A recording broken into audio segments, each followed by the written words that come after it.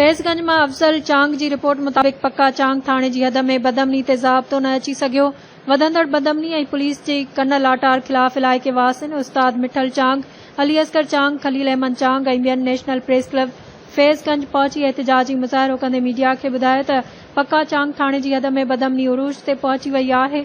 अॼु ॾींहुं ॾिठे जो खलील ऐं अशफाक चांग खां 2 हथियारबंद मोटरसाइकिल, मोबाइलूं ऐं रोक रक़म फुर करे फरार थी विया।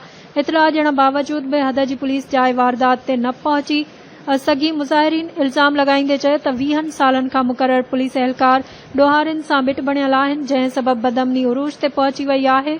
मुज़ाहिरीन IG Sindh, DIG Sukkur, SSP Khairpur खां मुतालबो कंदे चयो त खुदारा नोटिस वठी फैज़गंज में बदमनी ते ज़ाब्तो आंदो वञे।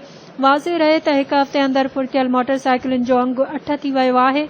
ॿिए तरफ़ फैज़गंज पुलिस राब्तो कंदे ॿुधायो त गाॾी फुरजी एनसी दाख़िल कई आहे ऐं जांच जारी आहे।